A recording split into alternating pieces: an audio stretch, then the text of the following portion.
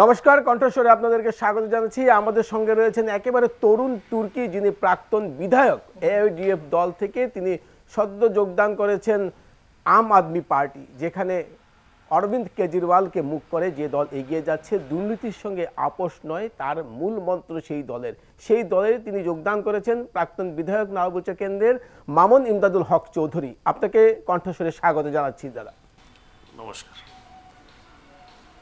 এই যে দুর্নীতি বিরোধী এক মঞ্চকে ধরে নিয়ে আপনি আপনার রাজনৈতিক ভবিষ্যৎকে সুরক্ষিত করতে চাইছেন, সে নিয়ে আপনার কি ভাবনা ছিল আসলে?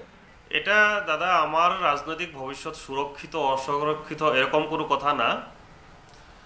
আমি আম আদমি পার্টি বেছে নিয়েছি এই জন্যই যে আম আদমি পার্টি একমাত্র পার্টি যেই পার্টিটা শুধু শিক্ষা, স্বাস্থ্য এবং সংস্থাপনের কথা বলে। অন্য কোনো পলিটিক্যাল পার্টি কিন্তু এটা বলে না, এই জন্যই আমি এটা বেছে নিয়েছি। আসামে এখনই আসছে পঞ্চায়েত নির্বাচন, 2 মাস পরেই হয়তো পঞ্চায়েত নির্বাচন হবে। পঞ্চায়েত নির্বাচন নিয়ে আম আদমি পার্টির আপনি দলের উপসভাপতির দায়িত্বে রয়েছেন, কি রণকৌশল আপনারা তৈরি করছেন? দাদা, আমরা সারা আসামে এখন আমাদের যেগুলা ডিস্ট্রিক্ট কমিটি আছে, সমষ্টি কমিটি আছে এবং পঞ্চায়েত কমিটি আছে, এগুলা ফরমেশনের জন্য আমরা ঘুরতেছি। আমাদের প্রেসিডেন্ট মনোজ ধানোয়ার উনি লাগাতার আসামের এপার থেকে ওপার ঘুরতেছে, বরাকে গিয়েছে, নামনিতে গিয়েছে, আপারে ঘুরতেছে, আমরাও ঘুরতেছি যারা অর্গানাইজেশন দায়িত্ব আছি। আমরা খুব সিরিয়াসলি এটা কন্টেস্ট করার জন্য রেডি হইতেছি। এবং 2026 ও কংগ্রেসি এবং ও বিজেপি, মানে বিজেপিকে বাদ দিয়ে কংগ্রেসকে বাদ দিয়ে কি একটা বিকল্প শক্তি চিন্তা করছে নাকি আম আদমি পার্টি অসমে বা কেন্দ্রে? না দাদা, এরকম কোনো কথা না। আমরা সেন্ট্রাল লেভেলে ইন্ডিয়া অ্যালায়েন্সে আছি। কিছু কিছু ক্ষেত্রে হয়, যেরকম পাঞ্জাবে অ্যালায়েন্স হয় নাই বা এবার দিল্লিতে হয় নাই, কিন্তু অ্যাজ এ হোল আমরা ইন্ডিয়া অ্যালায়েন্সে আছি।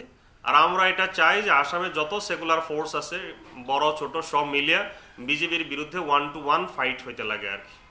আমরা দেখেছি যে কংগ্রেস নিয়ে আপনাদের একটা আপত্তি আছে, দিল্লিতেও আপনাদের কংগ্রেসের সঙ্গে হয়নি, আগামীতে নির্বাচন হতে যাচ্ছে সেখানেও আপনার কংগ্রেসের সঙ্গে হয়নি। এই যে পুরনো দলটা, তার মানে কি ত্রুটি বিচ্যুতি আছে যার জন্য আপনাদের সঙ্গে তাদের বনছে না?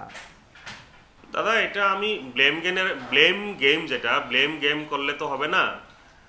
এটা কংগ্রেসে বলছিল যে তারা দিল্লিতে সংগঠন বানানোর জন্য ইলেকশন কন্টেস্ট করবে, আর আম আদমি পার্টি ওখানে অলরেডি 62 এমএলএ আছে আউট অফ 70।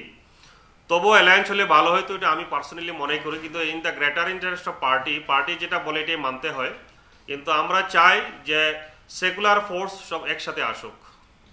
আপনি কিছুক্ষণ আগেই বলেছেন বরাকে আপনার দল সেখানে বিভিন্ন জায়গায় বিভিন্ন পর্যায়ে তারা পর্যালোচনা বৈঠক করছেন, দলীয় কর্মীদের সতীর্থদের সঙ্গে যোগদান করছেন। তো বরাকে কি বিকল্প, বরাকে মানে বিরোধী দল হিসেবে বা বিকল্প রাজনৈতিক দল হিসেবে কি উঠে আসতে পারে আম আদমি পার্টি? আমরা দাদা এখন একদম মানে প্রিলিমিনারি স্টেজে আছি, এটা আমি স্বীকার করি, এটা আমার অ্যাডমিট করতে আমার কোনো আপত্তি নেই। আমরা সারা আসামে সংগঠন মজবুত করতে চাই, আর বরাকভ্যালি আসামের একটা গুরুত্বপূর্ণ অংশ। এই জন্য আমাদের প্রেসিডেন্ট গত সপ্তাহে বরাকে গিয়েছিল 4-5 দিনের প্রোগ্রাম নিয়ে। আর আমিও নিজে গিয়েছি আম আদমি পার্টিতে জয়েন করার পর 5-6 বার হয়েছে। আপনি যখন বিধায়ক হয়েছিলেন 2016-তে, তখন মোদির সুনামি চলছিল সারা ভারত জুড়ে। সেই সুনামিকে কিন্তু আপনি ক্রস করে আপনি তখন জয়ী হয়েছিলেন সেই কেন্দ্র থেকে। তো এবার 2026 নিয়ে আপনার প্রত্যাশা কি?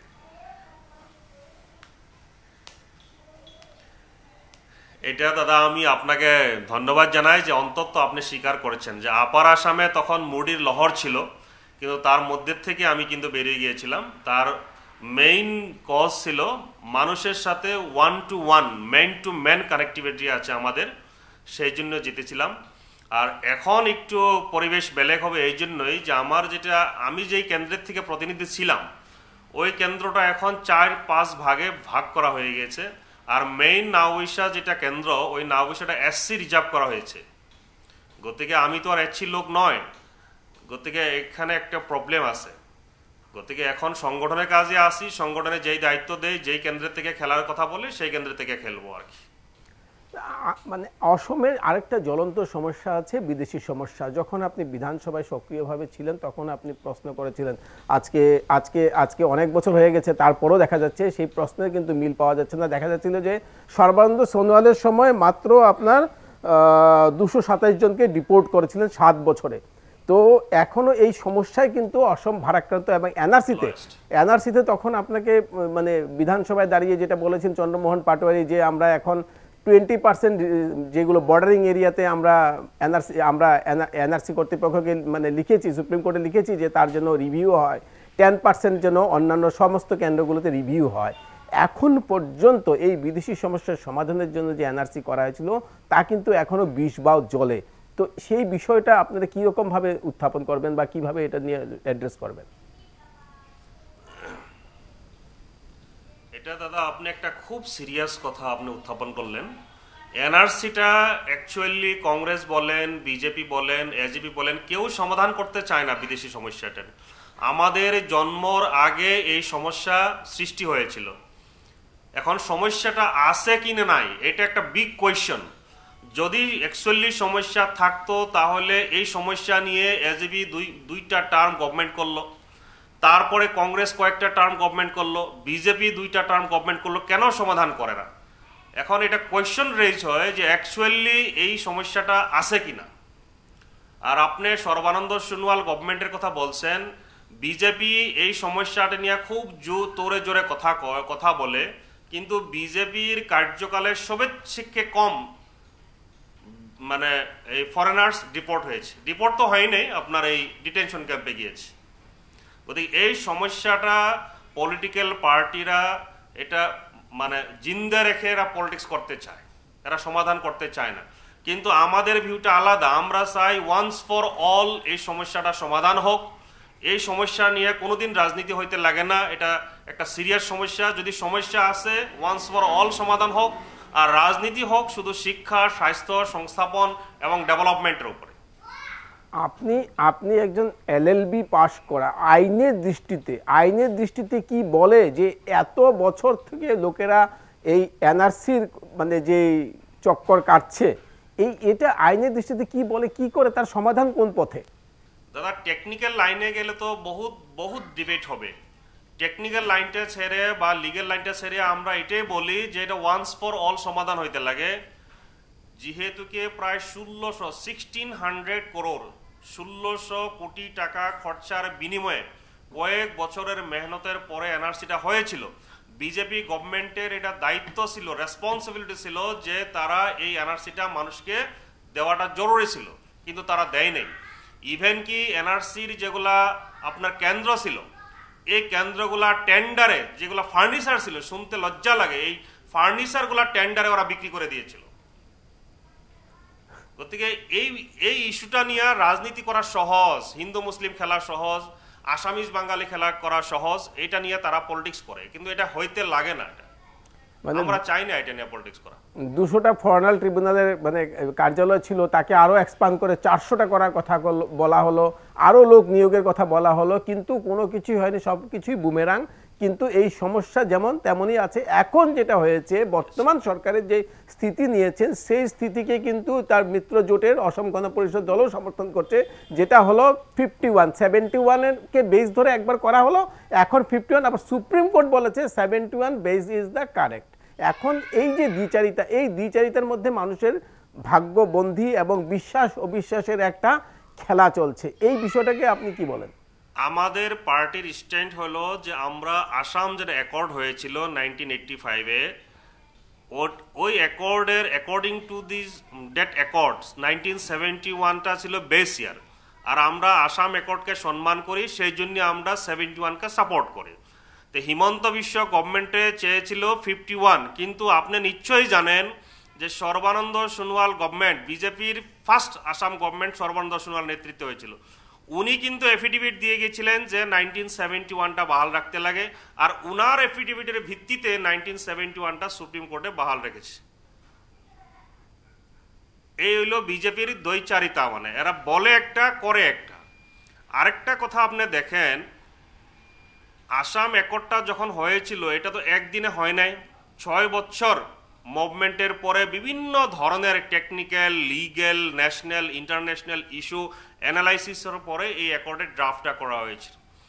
আপনার যখন 51-এর কথাটা বহুতে বলে, 51-এ তো বাংলাদেশ ছিলই না, 71-এ বাংলাদেশ। সমস্যাটা যেহেতু বাংলাদেশি নিয়া এবং বাংলাদেশ নিয়া, বাংলাদেশের জন্ম হয়েছে 71-এ, একদম সিম্পল কথা এটা। গতিকে আমরা এত টেকনিক্যাল লাইনে যাইতেছি না। সুপ্রিম কোর্টের যেটা ভার্ডিক্ট এবং আসাম অ্যাকর্ডের যেটা বেসিয়ার, আমরা এটাকে সম্মান করি, ইজ্জত করি, আমরা এটা মানি। সরকার বলছে যে আধার কার্ড এনআরসির যোগ্যতাকে প্রমাণ করে না, কিন্তু যারা আধার কার্ডের মানে এনআরসির সময় যারা আধার কার্ডে অ্যাপ্লাই করেছিলেন তাদের কিন্তু এখনো ব্লক আছে, 9 লাখ লোকের মাত্র খুলে দেওয়া হয়েছে। যদি এনআরসির সঙ্গে আধার কার্ডের কোনো সম্পর্কই নাই, তাহলে সরকার কেন এদেরকে এনআরসি মানে আধার কার্ডের সুযোগ দিচ্ছে না? এই কথাটাই তো দাদা আমি বললাম যে সরকারে যেটা বলে এদের মানে দইচারি স্বভাব। আপনি দেখেন এনআরসির তো এখন এরা ভ্যালিডিটিই দেয় নেই। আপনার কাছে, আমার কাছে, আমাদের নাম যে এনআরসিতে আছে, প্রুফ কি আছে? গভর্নমেন্টে তো এখন এই ওয়েবসাইটটাই নাইকা করে দিল। আমাদের কাছে তো গভর্নমেন্টে দেয় না এটা এনআরসি, অথচ আমাদের নাম তো এনআরসিতে ইনক্লুড হয়েছে। গতিকে গভর্নমেন্টেই এনআরসিটা মানতেছে না। আবার তারা বলতেছে যে এনআরসিতে যারা অ্যাপ্লাই করে নাই তাদেরকে আমরা আধার কার্ড দিব না। এটা গভর্নমেন্টের ডুয়েল স্ট্যান্ড। এই তো আপনার দেখা যাচ্ছে যে আবারও একটা ক্যাবিনেটে আবারও ডিসিশন নিয়েছে, যারা আধার কার্ডের জন্য, যারা এনআরসির জন্য অ্যাপ্লাই করেছে তাদেরকেই আধার কার্ড দেওয়া হবে, আর বাকিদেরকে দেওয়া হবে না। কিন্তু সবাই তো অ্যাপ্লাই করেছিল, তাহলে তুমি 9 লাখের কেন ছাড় দিলে?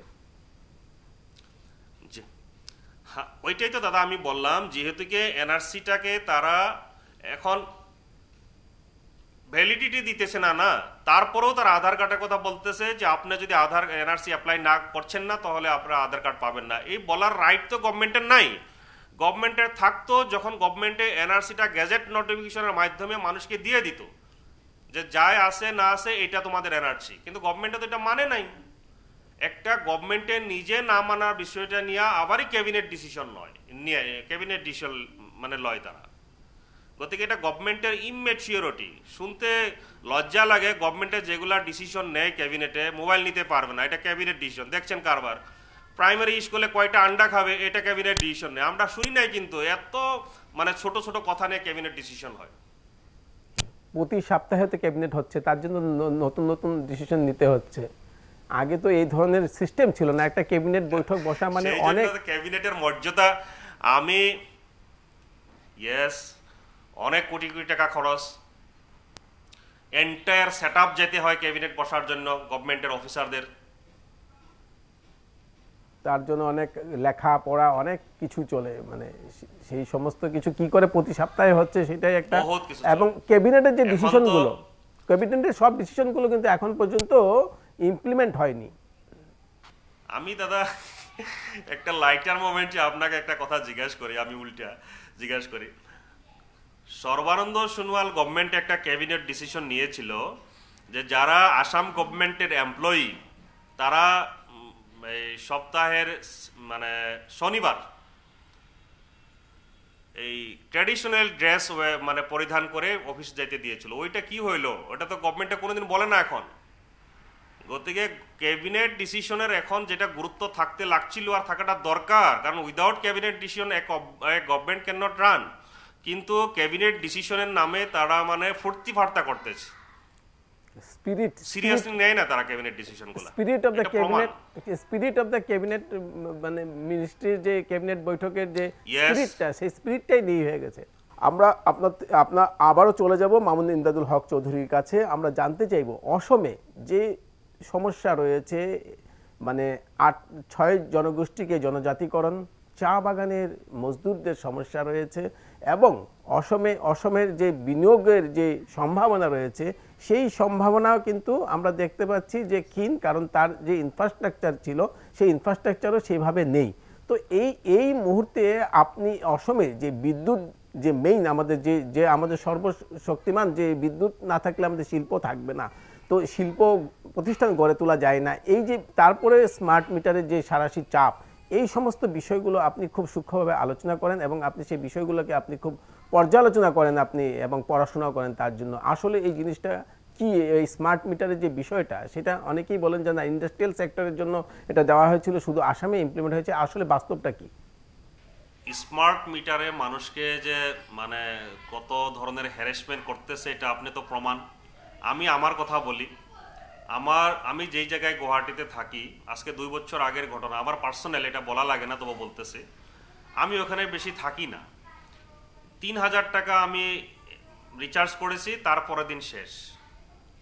দেখেন অবস্থাটা, এটা বহুত মানুষের একদম প্রথম যখন মানে স্মার্ট মিটার নিয়ে হাল্লা হয়েছিল তখনের ব্যাপার এটা।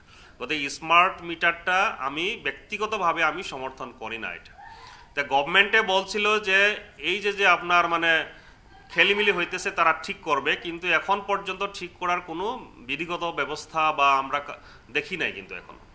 আরেকটা কথা আপনি বলছেন, আপনার অল্প একটু আগে আপনি আমাকে জিজ্ঞাসা করলেন 6 জনগোষ্ঠীর কথা। এই ম্যাটারটা দাদা বহুত সিরিয়াস এবং সেন্সিটিভ।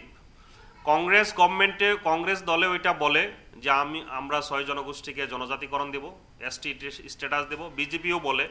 অথচ কংগ্রেসের লাগাতার 3টা টার্ম গভর্নমেন্ট করছে, দেয় নাই। বিজেপি এখন সেকেন্ড টার্ম চলতেছে, তারাও দেয় নাই। সেন্ট্রালেও বিজেপি, স্টেটেও বিজেপি, পঞ্চায়েত টু পার্লামেন্টও বিজেপি। এই যে প্রথম আপনি আমাকে জিজ্ঞাসা করলেন ফরেনার্স ইস্যু, ঠিক তদ্রূপ এই 6 জনগোষ্ঠীকে একটা ইস্যু জিন্দা রেখে তারা পলিটিক্স করে। কিন্তু আমরা চাই, আমাদের আম আদমি পার্টির স্ট্যান্ড হইল এই 6 জনগোষ্ঠী যেটা ডিমান্ড, এসটি স্ট্যাটাস তারা চাইতেছে, তাদেরকে দিতে লাগে। বাকি যেগুলো আমাদের এসটি আছে তাদেরকে কোনো ধরনের হ্যাম্পার না হওয়া ছাড়া। আমাদের অলরেডি এসটি প্লেন এবং ধরতে পারছেন তারা কথাটা? হ্যাঁ, এসটি প্লেন এবং এসটি হিলস আমাদের এখন পর্যন্ত মানে এসটি প্লেন মানে রিকগনাইজড হিসাবে 14টা আছে, এসটি হিল ট্রাইব আমাদের 15টা আছে, তার সঙ্গে আরো 6টা যোগ হয়ে যাক, সেটা আপনার দল চাইছে, আপনিও চাইছেন। আমরা চাইছি, কিন্তু এই যে আগে যে এসটি প্লেন এবং এসটি হিলস আছে তাদের কোনো ক্ষতি হইতে লাগে না।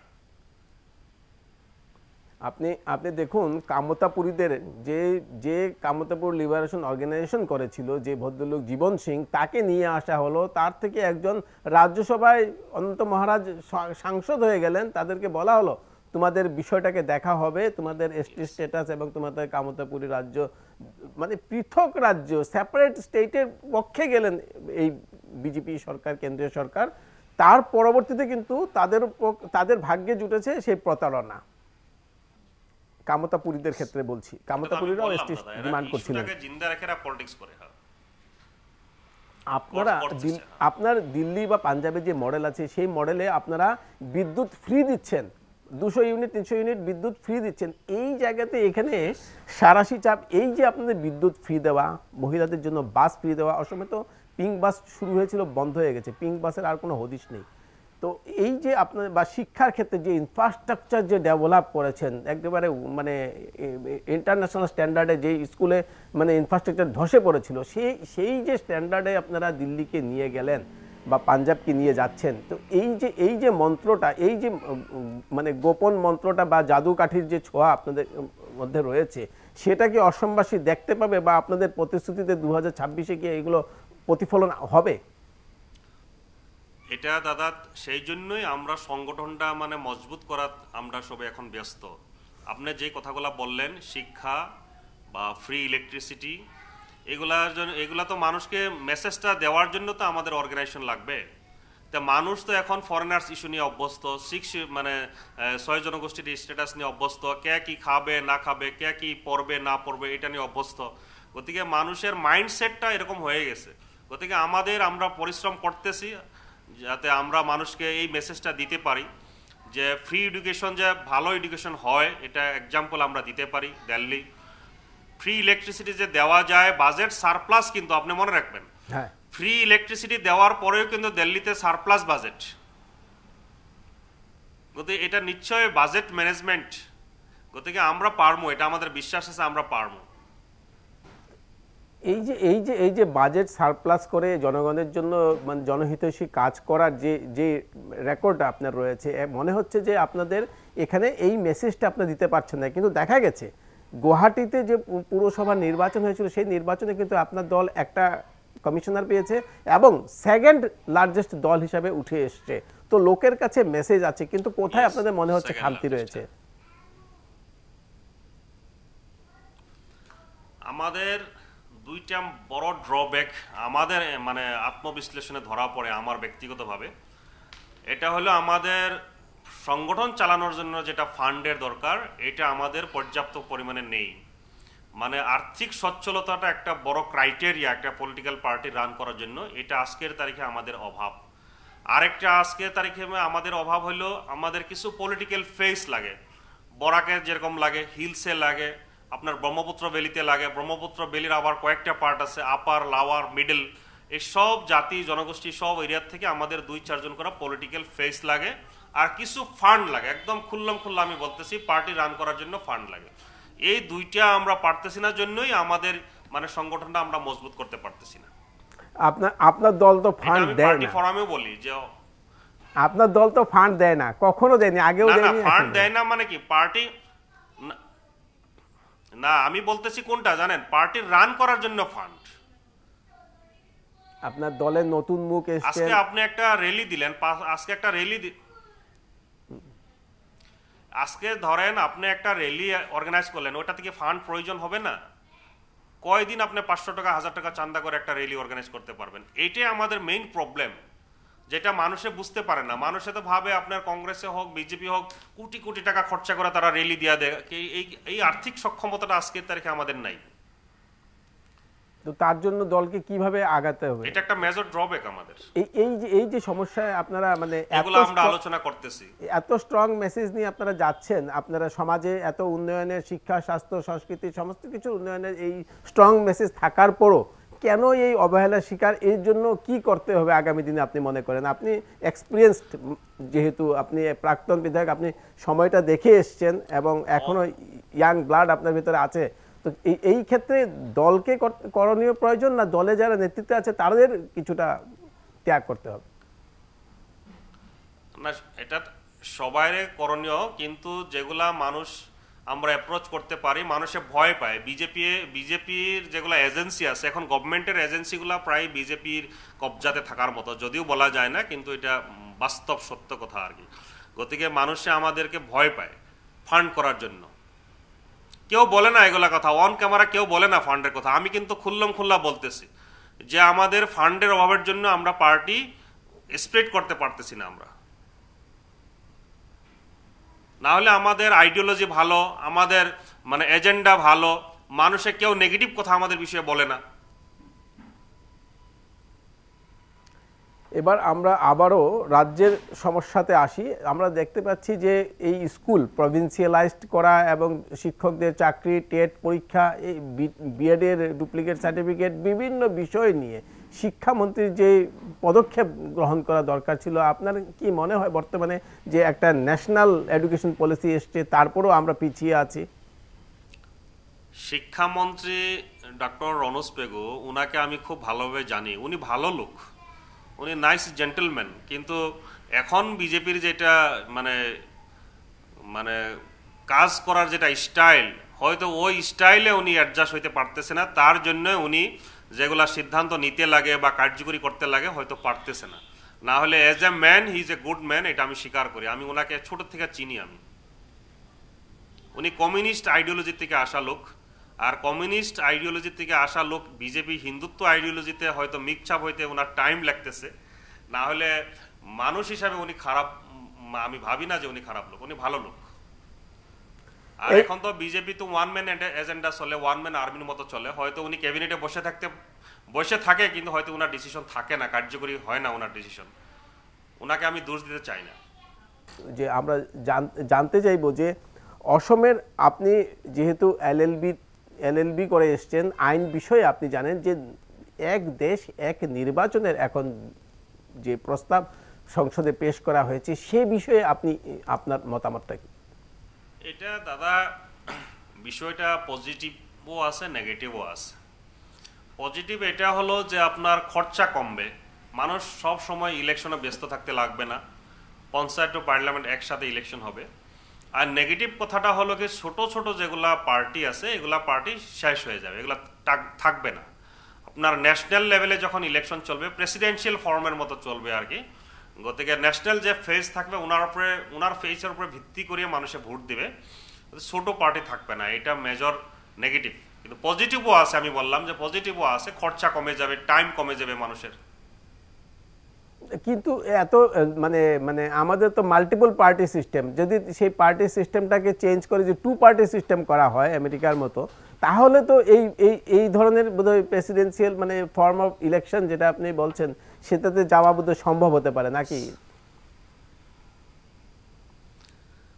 আপনার খুব বেশি দিন নাই, হয়তো একটা দুইটা টার্ম যাবে এরকম, তারপরে আপনি যেটা বলছেন ওইটাই হবে।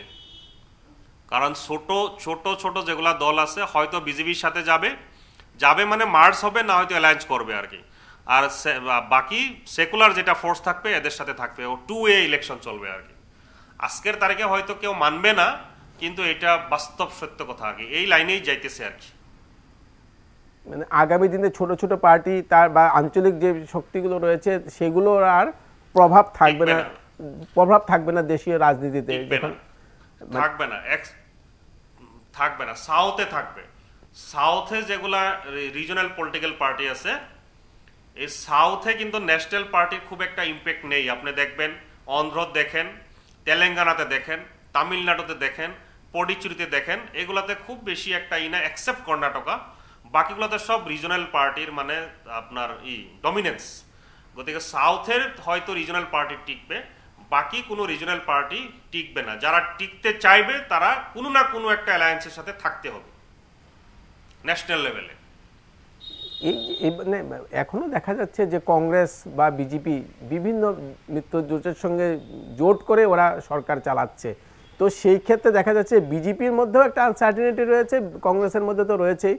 তো এই দুটো দল মেইন প্রধান তো এই দুটো দল দেশের, এরা যখন আঞ্চলিক শক্তিগুলোকে ধরে ধরে যখন এই ধরনের নির্বাচনগুলোতে তারা জয়ী হচ্ছে বা সরকার গড়ছে, সেই মুহূর্তে যখন এই বিষয়টা চলে আসছে যে এই আপনার এক দেশ এক নির্বাচন, সেই ক্ষেত্রে মানে এই রাষ্ট্রীয় দলগুলোর কি ধরনের ভূমিকা থাকতে পারে, বা ধরুন এই সিপিএম টিপিএম যে দলগুলো আছে সেইগুলো জোট করে সরকারে আসে, এই যে জোট করে সরকারে আসার যে একটা মানে সিস্টেম বা ওয়ে, এইগুলো তো মানে এই জোট রাজনীতিতে আগামী দিনে কি ধরনের প্রভাব ফেলতে পারে? এখন ধরেন আপনি বিভিন্ন স্টেটে বিভিন্ন ধরনের জোট বন্ধন বা গঠবন্ধন অ্যালায়েন্স, আপনি নাম যেটাই দেন অ্যালায়েন্স আছে আর কি, তখন থাকবে না, তখন টু ওয়ে থাকবে আর কি। একটা শাসক দল একটা আজকের তারিখে বিজেপি মানে হ্যাঁ শাসক দল বিরোধী দল, আর বিজেপি এখন আপনার 35-40% ভোট পায়। গতিকে এই দলটা এখন নিশ্চিতভাবে বড় দল। আর যে কোনো পলিটিক্যাল পার্টি, আপনি আমি ভালোবাসি খারাপ আপনি সাপোর্ট করি না করি এটা আলাদা ব্যাপার, কিন্তু যে কোনো একটা পলিটিক্যাল পার্টি যখন 30-35-40% ভোট পাবে, কিছু না কিছু পর্যন্ত, কিছু বছর পর্যন্ত এদের ডমিনেন্স থাকবে। তার মানে ওয়ান নেশন ওয়ান ইলেকশন যখন আপনার ইমপ্লিমেন্ট হবে, তখন আপনি ধরে নেন একটা সাইডে বিজেপি থাকবেই, এটা অবধারিত, আরেকটা সাইডে আপনার যেগুলো সেকুলার ফোর্স আছে এরা থাকবে আর কি। আর একটা বিষয় নিয়ে আসবো, আন্তর্জাতিক বিষয় নিয়ে, যে বাংলাদেশে হিন্দুদের উপর যে নির্যাতন হচ্ছে, যদি এই ধরনের ঘটনা ঘটে তাহলে আমরা উত্তর পূর্ব এবং পশ্চিমবঙ্গ বিশেষ করে সীমান্ত এলাকাগুলো প্রভাবিত হয় বিভিন্ন ধরনের মৌলবাদী কার্যকলাপের দ্বারা। তো আপনি আপনাদের দলের এই হিন্দু বাঙালিদের উপর যে অত্যাচার চলছে সেই বিষয়ে কি স্ট্যান্ড রয়েছে? এটা আমাদের দল বলেন, আমাদের দেশ বলেন, কোনো ধরনের কোনো দেশে মাইনরিটি মানুষ নির্যাতিত হতে লাগে না। আর বাংলাদেশের জন্মদাতা ভারত, গতিকে ভারতবর্ষে এই ক্ষেত্রে স্ট্রংলি স্টেপ নিতে লাগে যে কোনো ধরনের হিন্দু মানুষের ওইখানে কোনো ধরনের অত্যাচারের মানে ভোগ করতে না লাগে, অত্যাচার ভোগ করতে না লাগে।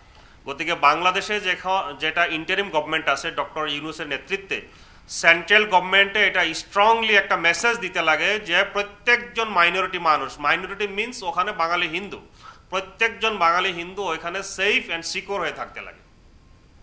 আমরা দেখছি যে central government citizen amendment act এনেছে, যেখানে বাংলাদেশ, আফগানিস্তান এবং পাকিস্তান থেকে পারসিকিউশনের শিকার হয়ে আসা লোকদেরকে নাগরিকত্ব দেওয়ার জন্য। কিন্তু এখন দেখা যাচ্ছে যে সরকার, তাদের হিন্দুত্ববাদী সংগঠনের তরফ থেকে দাবি উঠছে যে সরকার যতটা সক্রিয় হওয়া দরকার ছিল ততটা হয়নি, কোনো এক অদৃশ্য শক্তির বলে। কেন এই ধরনের বিষয়টা?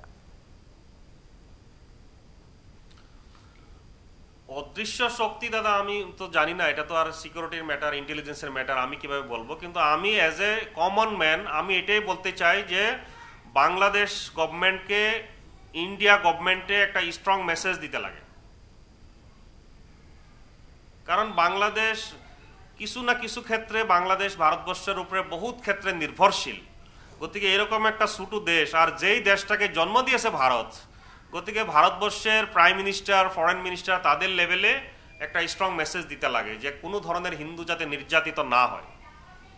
আমরা চাই না কোনো কাস্ট কমিউনিটিস নিয়ে কোনো ধরনের নির্যাতিত হোক। লোকেরা বলে যে আদানি এবং আম্বানির ব্যবসা রয়েছে, সেখানে বিদ্যুৎ এবং গ্যাস সরবরাহের ব্যবসা রয়েছে, তাতে ভাটা পড়তে পারে। সেই অদৃশ্য শক্তি তাদের জন্যই মানে প্রধানমন্ত্রী যে দায়িত্ব ছিল, প্রধানমন্ত্রী যে উনি সুদৃঢ় অবস্থান গ্রহণ করার কথা ছিল, সে বিষয়ে কিন্তু এখন পর্যন্ত প্রধানমন্ত্রী বা স্বরাষ্ট্রমন্ত্রী কিন্তু সংসদে কোনো জবাবদিহি তারা করেননি। এর জন্যই আজকেও দেখা গেছে আপনার প্রতিবাদ হচ্ছে সংসদে। আমি দাদা আপনাকে আরেকটা কথা মনে করে দিই, আপনি যে কথাটা বললেন যে আদানির ব্যবসা আছে এই জন্য গভর্নমেন্টে কিছু বলে না।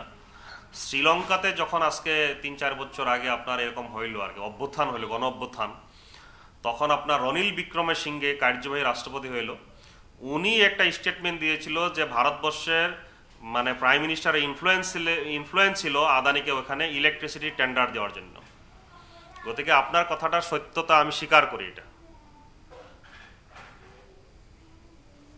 এই মানে পারস্পরিক দেশের সঙ্গে মানে পারস্পরিক সম্পর্কগুলো মানে দেশে বলা হচ্ছে হিন্দুদেরকে আমি সুরক্ষা দেওয়ার জন্য নাগরিকত্ব আইন আনছি, কিন্তু সেই হিন্দু যখন বাংলাদেশে নির্যাতিত হচ্ছে তখন আমি সাইলেন্ট স্পেক্টেটর হয়ে বসে থাকাটা, এটা মানে হিন্দুত্ববাদী সংগঠনের মধ্যেই কিন্তু প্রশ্নগুলো উঠেছে এবং সেই প্রশ্নগুলোর উত্তর তারা নিজেরাই দিচ্ছে যে পুঁজিপতি গোষ্ঠীদেরকে মানে তদবির করার জন্য এই সরকার কিছু করছে না। আর এটা তো সবাই জানে যে আদানি আম্বানির ওখানে ব্যবসা আছে, এটা তো সবাই জানে। আর আদানি আম্বানির সাথে প্রাইম মিনিস্টার বা বিজেপি গভর্নমেন্টের, বিজেপি পার্টির কিরকম সম্পর্ক, এটা তারা বলার নাই, সবাই জানে এগুলো কথা।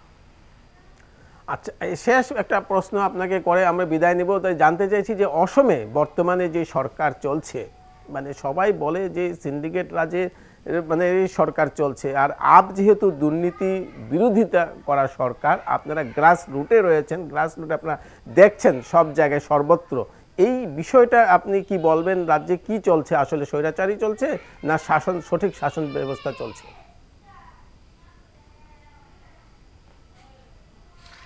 এটা আমার থেকে দাদা আপনি ভালোভাবে জানেন। ওরা সিন্ডিকেটের বিরোধ করে সরকার করেছিল, এখন সিন্ডিকেট কি রূপ নিয়েছে আপনি খুব ভালোভাবেই জানেন। এটা কণ্ঠস্বরে আমরা মামুল এমদাদুল হক চৌধুরী আমাদের সঙ্গে সংযুক্ত হওয়ার জন্য ওনাকে ধন্যবাদ জানাচ্ছি। আমরা এই কণ্ঠস্বরের অনুষ্ঠান এখানেই শেষ করছি। ধন্যবাদ।